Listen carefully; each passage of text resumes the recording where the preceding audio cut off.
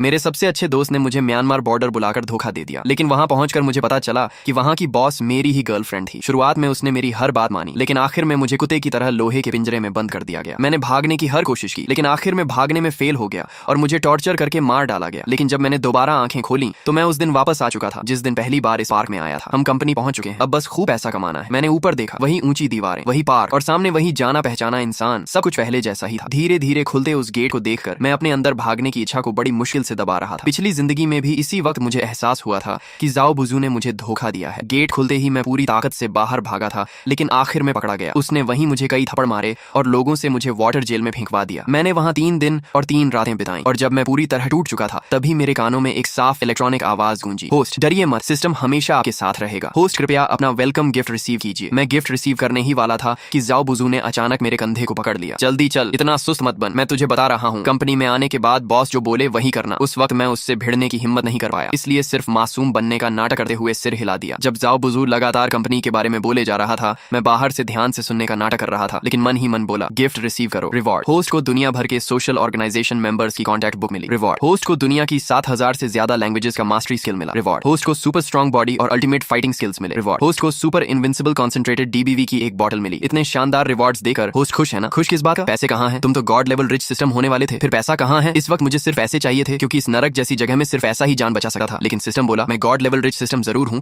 लेकिन बेवकूफ नहीं। पैसे आपको खुद कमाने होंगे, लेकिन चिंता मत कीजिए, जब तक मैं हूँ आप जितना चाहें उतना पैसा कमा सकते हैं। ये सुनकर मुझे थोड़ी राहत मिली। मुझे पैसा भी कमाना था और बदला भी लेना था। पिछली जिंदगी में जिन्होंने मुझे तकलीफ दी थी, मैं उन सबको ऐसी मौत दूंगा कि उनका नामो निशान मिट जाएगा। सबसे पहला नंबर जाओ बुजू का था। जल्दी ही मुझे ऑफिस में ले जाया गया। वाह, इस बार तो नया माल पकड़ लाए हो। ये हैं कस्टमर सर्विस डिपार्टमेंट के टीम लीडर जाओ देजू। ये इंसान अगर राख भी बन जाए तब भी मैं इसे पहचान लूंगा। पिछली जिंदगी में मैं इसके नीचे काम करता था, परफॉर्मेंस नहीं ला पाया तो इसने मुझे बहुत मारा था, लेकिन इस जिंदगी में मैं इसे इतनी आसानी से नहीं छोड़ूंगा। वे लड़के, तेरी नजरें तो मुझे खा जाने जैसी हैं। जाओ देजू ने हाथ बढ़ाकर मुझे पकड़ना चाहा, लेकिन रिफ्लेक्स में मैंने उसका हाथ पकड़ लिया और हल्का सा जोर लगाया। वो तुरंत चीख पड़ा, जल्दी छोड़, मेरी हड्डी टूट जाएगी। जाओ देजू ने मुझे मारने के लिए हाथ उठाया तो मैंने तुरंत उसका हाथ छोड़ दिया और डरने का नाटक करते हुए जाओ बुजू के पीछे छिप गया। तुम्हारी बॉडी इतनी कमजोर है क्या? मेरे भाई ने तो बस हल्के से हाथ पकड़ा था। तुम्हारा ये भाई आम इंसान नहीं लगा, उसकी ताकत से तो वो अकेले एक बैल उठा सकता है। ठीक है, ड्रामा बंद करो, इसका ज्वाइनिंग प्रोसेस पूरा करो और इसे एंटरटेनमेंट डिपार्टमेंट में भेज दो। एंटरटेनमेंट डिपार्टमेंट का नाम सुनते ही पिछली जिंदगी के डरावने सीन मेरी आंखों के सामने आने लगे। वो जगह असल में एक गंदा प्लेजर हॉल था जहां लोगों को पूरी तरह निचोड़ लिया जाता था और आखिर में उनका अंजाम पिग फार्म होता था। मैं एंटरटेनमेंट डिपार्टमेंट में नहीं जाऊंगा, मुझे कस्टमर सर्विस डिपार्टमेंट में जाना है। शेंगलिंग, क्या तुम पागल हो? एंटरटेनमेंट डिपार्टमेंट का सुपरवाइजर मैं हूँ। अगर तुम मेरे साथ रहोगे तो मैं तुम्हें प्रोटेक्ट कर सकता हूँ। मैं यहाँ हजारों किलोमीटर दूर सिर्फ बड़ा पैसा कमाने आया हूँ। सुना है कस्टमर सर्विस डिपार्टमेंट सबसे ज्यादा पैसा कमाता है, इसलिए मैं वहीं जाऊंगा। जैसे ही जाओ देजू ने सुना कि मैं कस्टमर सर्विस डिपार्टमेंट में जाना चाहता हूँ,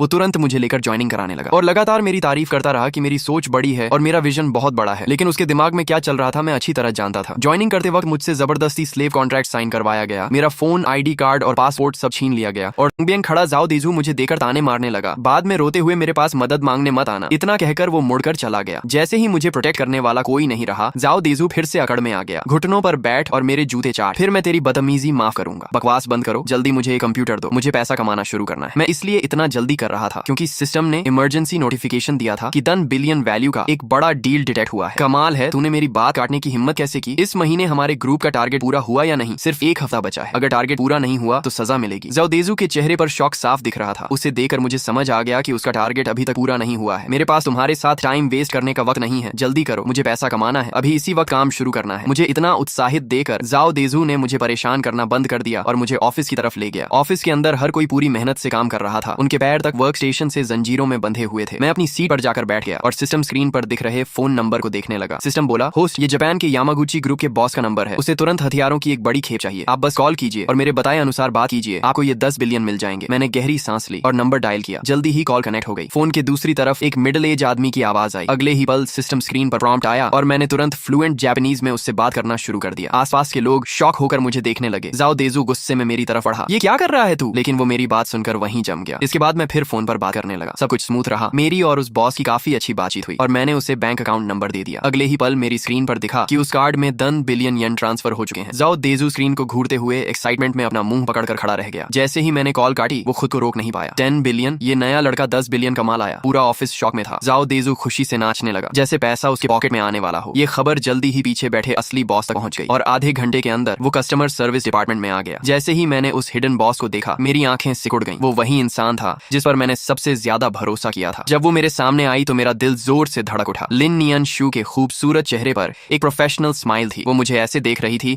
जैसे मैं कोई अजनबी हूँ। सुना है कोई नया आदमी आते ही 10 बिलियन येन का डील कर गया। जी लिन बॉस, बिल्कुल सही, यही है वो नया लड़का। नाम है शेंग लिन। पिछली जिंदगी में उसने मुझे बताया था कि उसका नाम सू शाओयू है। वो एक अनाथ लड़की है जिसका कोई सहारा नहीं। जब मैं सबसे बुरे हाल में था उसने मुझे जगह दी, काम दिया, अपनापन दिया। लेकिन अब पता चला कि उसका नाम तक नकली था। लिन नियन शुए मेरे सामने आकर ऊपर से मुझे देखने लगी। नए आदमी, तुम में टैलेंट है, अच्छे से काम करो, पार्क तुम्हारे साथ बुरा नहीं करेगा। वो मुड़कर जाने लगी। तभी मैंने अचानक कहा, लिन बॉस, मैं पहले एक लड़की को जानता था, वो बिल्कुल आपकी तरह दिखती थी। उसने अपना नाम सू शाओयू बताया था। लिन नियन शू के कदम रुक गए। हवा जैसे जम गई हो। वो धीरे धीरे मुड़ी और उसकी आंखों में एक ऐसा इमोशन था जिसे मैं समझ नहीं पाया। वो धीरे से बोली, दुनिया में एक जैसे दिखने वाले बहुत लोग होते हैं, अच्छे से काम करो और ज्यादा मत सोचो। वो चली गई, लेकिन मुझे पता था कि मेरी बात उसके दिल में एक बीज बो चुकी है। पिछली जिंदगी में उसने मुझे कुत्ते की तरह इस्तेमाल किया था, लेकिन इस जिंदगी में मैं उसे वही दर्द महसूस करवाऊंगा जब सबसे भरोसेमंद इंसान धोखा देता है। टिंग, सिस्टम नोटिफिकेशन आया। होस्ट की इमोशनल स्टेट में बदलाव डिटेक्ट हुआ है। फ्रेंडली रिमाइंडर, आपका डीडीसी अभी भी बैग में रखा है। क्या तुम्हारा सिस्टम थोड़ा परवर्ट नहीं है? Thanks for the compliment. मुझे 8 लोगों वाले डॉर्मेटरी रूम में भेज दिया गया। ऊपर नीचे वाले बेड अंधेरा और गीला कमरा, दीवारों पर फफूंदी लगी हुई थी। रूम में रहने वाले बाकी 5 लोग मुझे अजीब नजरों से देखने लगे। नया लड़का, सुना है आज तूने 10 बिलियन का डील किया। झूठ बोल रहा होगा, इसे इग्नोर करो। नए लोग हमेशा बड़ी बड़ी बातें करते हैं, कुछ दिनों बाद खुद रोएगा। मैंने कुछ नहीं कहा और अपने बेड पर चढ़ गया। जैसे ही लेटा, सिस्टम ने फिर नोटिफिकेशन दिया। वो 3 लोग, नीचे वाले 2 और सामने वाला एक होस्ट को सलाह दी जाती है कि फोन बुक फंक्शन इस्तेमाल करके म्यांमार मिलिट्री को इस पार की शिकायत करें और मौके का फायदा उठाकर भाग जाएं। नहीं, अभी भागना उनके लिए बहुत आसान होगा। मैं पूरे पार को खत्म करूंगा और जिन्होंने मुझे दर्द दिया है उन्हें इसकी कीमत चुकानी पड़ेगी। मैंने आंखें बंद की और पिछली जिंदगी की यादें फ्लड की तरह लौट आईं। वाटर जेल में दम घुटने का दर्द, इलेक्ट्रिक शॉक की जलन और बिग फार्म में सुअरों के साथ फेंके जाने की बेइज्जती। इस जिंदगी में मैं उनसे हर दर्द का कई गुना बदला लूंगा। हेलो, क्या ये Myanmar human trafficking control office है? मैं एक पार की शिकायत करना चाहता हूँ। अगली सुबह जैसे ही मैं वर्क स्टेशन पर पहुंचा, जाओ देजू खुशामद भरी स्माइल के साथ मेरे पास आया। लिन भाई, पानी पीजिए। आज अगर कोई बड़ा डील हो तो अपने भाई को भी साथ ले लेना। जाओ टीम लीडर, कल तो आप मुझे जूते चाटने बोल रहे थे ना? मेरी जुबान खराब थी, मैं अंधा था। लाइन भाई, आप बड़े दिल वाले इंसान हैं। उसकी ये शक्ल देखकर मुझे सिर्फ घिन आ रही थी। पिछली जिंदगी में यही आदमी मुझे मारता था, गालियां देता था और बचा हुआ खाना खाने पर मजबूर करता था, लेकिन अब वही कुत्ते की तरह दुम हिला रहा था। ठीक है, मुझे कंप्यूटर दो, मुझे काम करना है। मैंने सिस्टम खोला तो नया मिशन सामने आया, नया डील आया है। कुछ लोगों को हथियारों की खेप चाहिए, वैल्यू 200 मिलियन है और मेन कॉन्टैक्ट का नाम डॉन कीहोटे है। ये नाम इतना जाना पहचाना क्यों लग रहा है? जान पहचान छोड़ो, बस कॉल करो। मैंने गहरी सांस ली और नंबर डायल किया। इस बार मैंने फ्लुएंट इंग्लिश में बात की और आसपास के लोग फिर से शॉक में पड़ गए। ये आखिर कौन सा मॉन्स्टर है?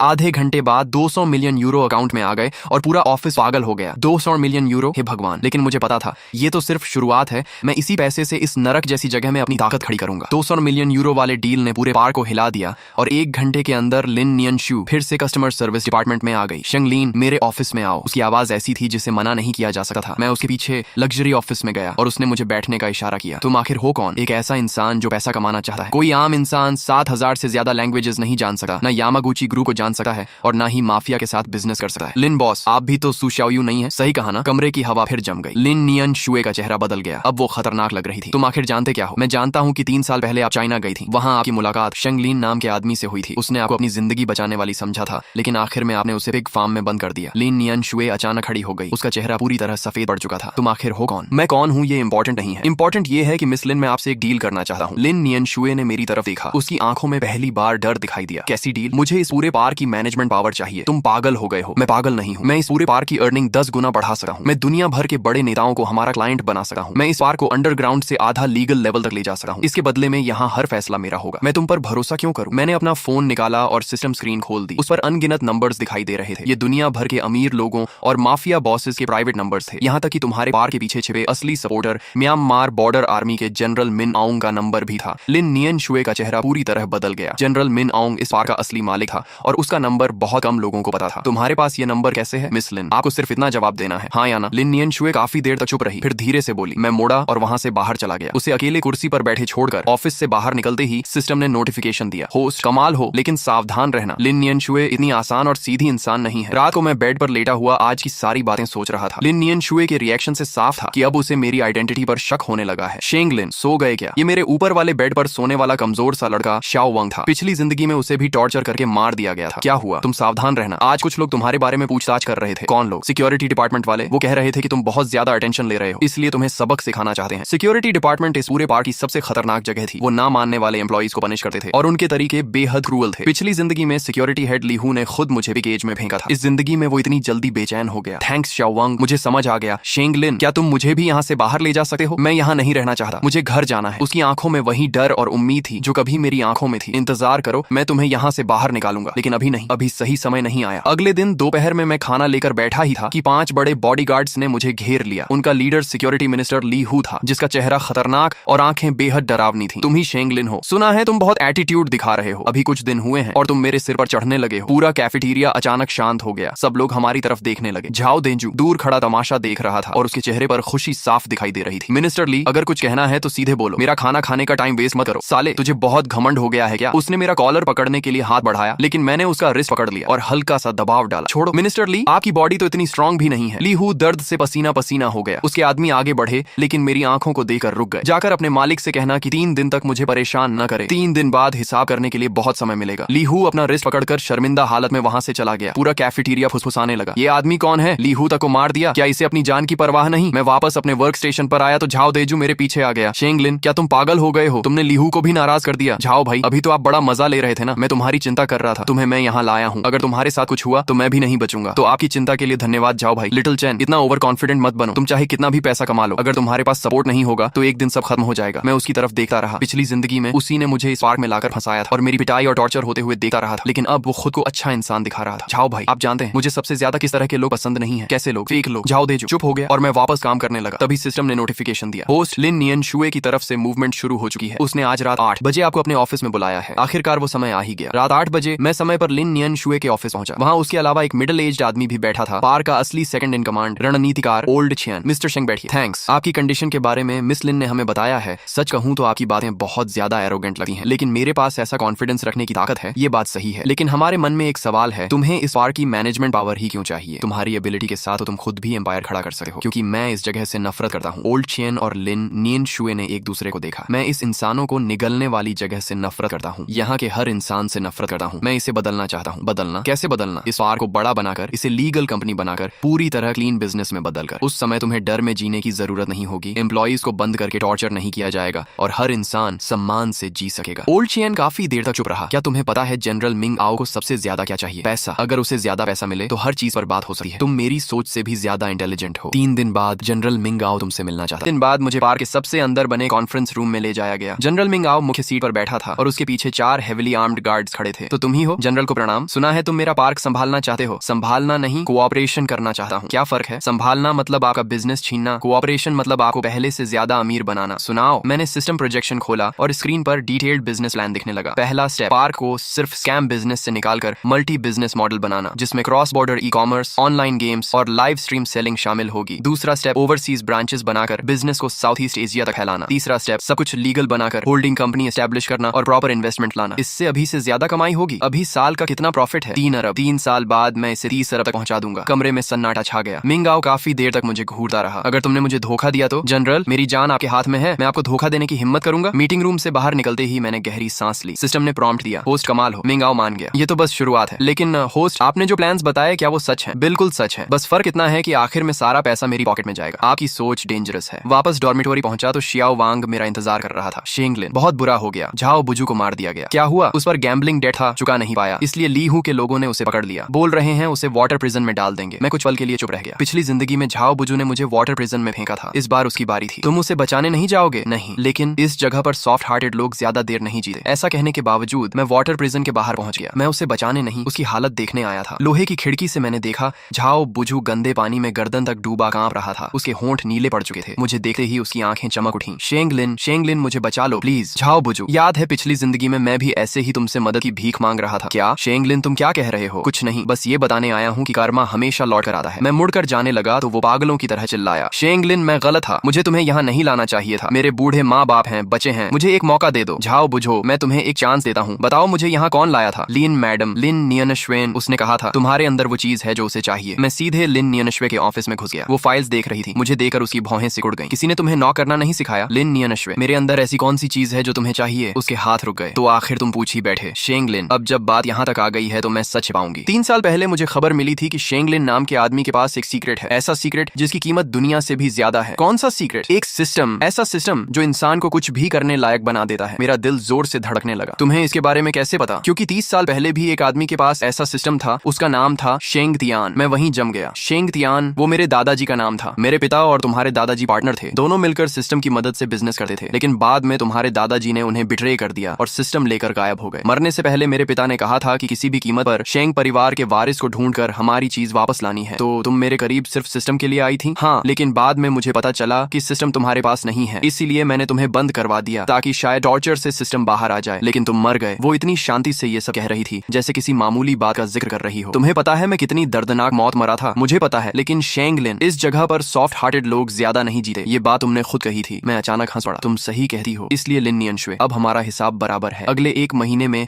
मैंने पार्क में बड़े बदलाव शुरू कर दिए। प्लान के मुताबिक पार्क का नाम बदलकर Myanmar cross border e commerce industrial park कर दिया गया। ऊपर से सब लीगल बिजनेस दिखता था, लेकिन अंदर अभी भी ग्रे बिजनेस चलता था। बस उसका हिस्सा बहुत कम कर दिया गया था। पोस्ट इस महीने की रिपोर्ट, लीगल बिजनेस से 50 मिलियन प्रॉफिट, ग्रे बिजनेस से 200 मिलियन, टोटल 250 मिलियन। मिंगाओ बहुत खुश है। शियाओ वांग और बाकी लोग, शियाओ वांग को लीगल बिजनेस ग्रुप में शिफ्ट कर दिया गया है। अब वो कस्टमर सर्विस सुपरवाइजर है। Monthly salary 20,000। बाकी जिन लोगों को आपने प्रोटेक्ट किया था उन्हें भी सेफ जॉब्स दे दी गई हैं। मैं खिड़की के बाहर देखने लगा। पार्क की ऊंची दीवारें अभी भी थीं, लेकिन कम से कम अब अंदर के लोगों को मार खाने, बंद होने या बेचे जाने का डर नहीं था। होस्ट, अब आगे क्या? लिन नियनशुए पर नजर रखो। वो अभी शांत है, रोज ऑफिस वर्क संभाल रही है। कोई एबनॉर्मल एक्टिविटी नहीं, लेकिन सिस्टम ने डिटेक्ट किया है कि वो सीक्रेटली मिंग आओ से कांटेक्ट में है। मुझे पता है वो क्या चाहती है। वो चाहती है कि मैं पार्क को बड़ा कर दूं और फिर मुझे रास्ते से हटाकर सब खुद ले ले। मैं सीधे उसके ऑफिस में गया। लिन नियनशुए, तुम्हारे और मिंग आओ के बीच क्या चल रहा है मुझे सब पता है। तुम चाहती हो कि मैं पार्क को बड़ा करूं और फिर तुम दोनों मिलकर मुझे बाहर निकाल दो, सही? शेंग लिन, तुम सच में बहुत ज्यादा स्मार्ट हो। इतना स्मार्ट की डर लगता है। मैं तुम्हें ब्लेम नहीं करता। अगर मैं तुम्हारी जगह होता तो शायद यही करता। तो आज यहाँ क्यों आए हो? मुझे मारने? मारना वो तो बहुत आसान पनिशमेंट होगी। मैं चाहता हूँ कि तुम अपनी आंखों से देखो कि जो चीजें तुम्हारी होनी चाहिए थी वो एक एक करके मैं कैसे छीनता हूँ। लिन नियनशुए का चेहरा बदल गया। आज से तुम इस पार्क की इंचार्ज नहीं हो। मैं मिंग आओ से कहूंगा कि तुमने पार्क का पैसा गबन किया है और इन्वेस्टिगेशन तक तुम्हें सस्पेंड किया जाता है। वो तुम्हारी बात मानेगा? हाँ, क्योंकि मैंने उसे ऐसे सबूत दिए हैं जिन्हें वो इग्नोर नहीं कर सकता। मिंग आओ अकाउंट बुक्स देख रहा था और उसका चेहरा गुस्से से भरा था। लिन नियनशुए, इन अकाउंट्स के बारे में क्या कहना है? जनरल, ये फेक हैं, ये सब फॉर्ज्ड है। सच या झूठ इन्वेस्टिगेशन में पता चल जाएगा। गार्ड्स, इसे ले जाओ और पूरी जांच करो। लिन नियनशुए को घसीट कर ले जाया जा रहा था, लेकिन उसकी नजरें अब भी मुझ पर टिकी थीं। तुम इसका पछतावा करोगे। मुझे सबसे ज्यादा पछतावा पिछली जिंदगी में तुम पर भरोसा करने का है। लिन नियनशुए को उसी वाटर प्रिजन में बंद कर दिया गया जहां उसने न जाने कितने लोगों को डाला था। मैं बाहर खड़ा उसकी हालत देख रहा था। देख लिया? हाँ, देख लिया। लिन नियनशुए, पता है मुझे तुम्हारा शुक्रिया अदा करना चाहिए। किस लिए? इसलिए कि तुमने मुझे सिखाया कि इस दुनिया में इंसान सिर्फ खुद पर भरोसा कर सकता है। लिन नियनशुए को बंद हुए तीसरा दिन था जब ली हु अचानक लोगों के साथ मेरे ऑफिस में घुस आया। शेंग लिन, जनरल तुम्हें बुला रहा है। क्यों? जाकर पता चल जाएगा। उसके चेहरे को देखकर मुझे समझ आ गया कुछ गड़बड़ है। तभी सिस्टम ने वार्निंग दी। वार्निंग, टारगेट इमोशंस एबनॉर्मल हैं। 80% प्रोबेबिलिटी है कि वे आपके खिलाफ कदम उठाएंगे। क्या वो मुझे मारना चाहते हैं? लिन नियनशुए ने सब कबूल कर लिया है। उसने कहा है कि असली खतरा आप हैं। अगर आपको जिंदा छोड़ा गया तो एक दिन आप जरूर कंट्रोल ले लेंगे। चलो जल्दी। ली विभागाध्यक्ष, क्या तुम्हें पूरा यकीन है कि तुम मुझे वहां ले जाना चाहते हो? चुपचाप चल। मैं उठकर उसके पीछे चल पड़ा। कॉरिडोर से गुजरते वक्त मेरी नजर शियाओ वांग पर पड़ी। उसने हल्का सा सिर हिलाया। मीटिंग रूम में मिंग आओ मुख्य सीट पर बैठा था और चारों तरफ गार्ड्स खड़े थे। लिन नियनशुए भी वहीं थी और उसके चेहरे पर जीत की मुस्कान थी। शेंग लिन, किसी ने मुझसे कहा है कि तुम मेरी जगह लेना चाहते हो, तो आप क्या सोचते हैं? अगर मैं उसकी बात मानता तो तुम्हें यहाँ बुलाता नहीं, सीधे मरवा देता। आप काफी स्मार्ट हैं, इसीलिए मैं तुम्हें एक मौका दे रहा हूँ। अपनी लॉयल्टी साबित करो। कैसे? इसे मार दो। उसने उंगली लिन नियनशुए की तरफ कर दी। उसकी मुस्कान तुरंत गायब हो गई। जनरल, तुम दोनों में से सिर्फ एक ही जिंदा रहेगा। शेंग लिन, फैसला तुम करो। मैंने लिन नियनशुए की तरफ देखा। पहली बार उसकी आंखों में असली डर दिखाई दे रहा था। जनरल, अगर मैं इसे मार दूं तो क्या आप मुझ पर भरोसा करेंगे? करूंगा। ठीक है। मैं उसकी तरफ बढ़ने लगा। वो पीछे हटी गई। शेंग लिन, तुम मुझे नहीं मार सकते। मैं तुम्हारे दादाजी का सीक्रेट जानती हूँ। कौन सा सीक्रेट? तुम्हारे दादाजी ने मेरे पिता को बिट्रे नहीं किया था, बल्कि मेरे पिता उन्हें मारना चाहते थे, इसलिए वो सिस्टम लेकर भाग गए। वो सिस्टम शुरू से तुम्हारे परिवार का था। मैं कुछ पल के लिए जड़ हो गया। मरने से पहले मेरे पिता ने कहा था कि शेंग परिवार के वारिस को ढूंढकर सिस्टम वापस लाना, इसलिए नहीं कि वो उनका था, बल्कि इसलिए कि उन्हें डर था